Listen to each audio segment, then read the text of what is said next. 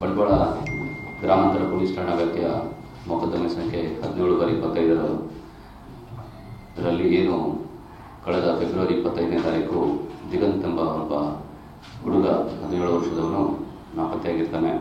ಆ ಸಂಬಂಧ ಅವತ್ತಿಂದ ಪ್ರಕರಣ ದಾಖಲಾದ ನಂತರದಿಂದ ತನಿಖೆಯನ್ನು ಮುಂದುವರಿಸ್ತಾ ಒಂದು ವಿಶೇಷ ತನಿಖಾ ತಂಡವನ್ನು DSP ಬಂಟ್ವಾಳ ಅವರ ನೇತೃತ್ವದಲ್ಲಿ ನಾವು ರಚಿಸಿ ಅವರ ಒಂದು ನೇತೃತ್ವದಲ್ಲಿ ಸುಮಾರು 7 ತಂಡಗಳನ್ನು ರಚನೆ ಮಾಡಿ ಸಾಕಷ್ಟು ಅಧಿಕಾರಿಗಳು ಮತ್ತು ಸಿಬ್ಬಂದಿಗಳನ್ನು ಒಳಗೊಂಡಂತೆ ಈ ತನಿಖಾ ತಂಡ ಕೆಲಸ ಮಾಡ್ತಾಯಿತ್ತು.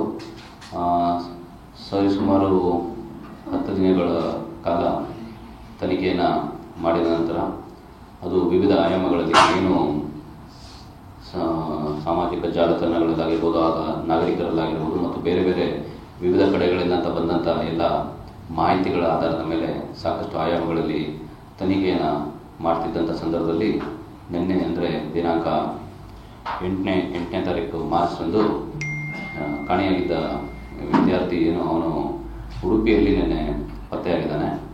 ಮತ್ತು ಆ ಹುಡುಗನ್ನ ಕರ್ಕೊಂಡು ಬಂದು ನಾವು ವಿಚಾರಣೆಗೊಳಪಡಿಸಿದಾಗ ಆತ 26ನೇ ತಾರೀಕು 27ಕ್ಕೆ ಎಕ್ಸಾಮ್ ಮುಗಿದಿದ್ದಲ್ಲ, 3ನೇ ತಾರೀಕಿಂದ ಅವನಿಗೆ ಎಕ್ಸಾಮ್ ಸ್ಟಾರ್ಟ್ ಆಗಬೇಕಾಯಿತು, 2ನೇ PUCದು.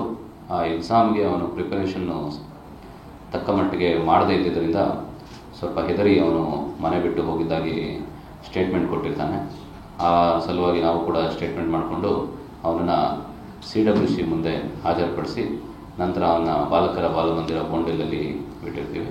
ಮತ್ತೇನು ಕಾನೂನು ಕ್ರಮ ಜರುಗಿಸಬೇಕು ಮುಂದೆ ಅವರು ಉಚ್ಚ ನ್ಯಾಯಾಲಯದಲ್ಲಿ ಅವರ ರಿಟ್ ಅಪ್ಲಿಕೇಶನ್ ಹಾಕಿರೋದ್ರಿಂದ ಅಲ್ಲಿ ಕೂಡ ಅವನ್ನ ಪ್ರೊಡ್ಯೂಸ್ ಮಾಡಬೇಕಾಗುತ್ತೆ. ಅದನ್ನು ನಾವು ಮಾಡಿ ನಂತರ ಮಾನ್ಯ ನ್ಯಾಯಾಲಯ ಏನು ಆದೇಶ ಕೊಡ್ತೋ ಅದರನುಸಾರ ನಾವು ಅವನನ್ನು ಫ್ಯಾಮಿಲಿಗೆ ಒಪ್ಪಿಸೋದು ಅಥವಾ ಬೇರೆ ಹಾಸ್ಟೆಲ್ ಇಡೋದು ಅನ್ನೋದ್ರ ಬಗ್ಗೆ ಕ್ರಮ ವಹಿಸ್ತೀವಿ.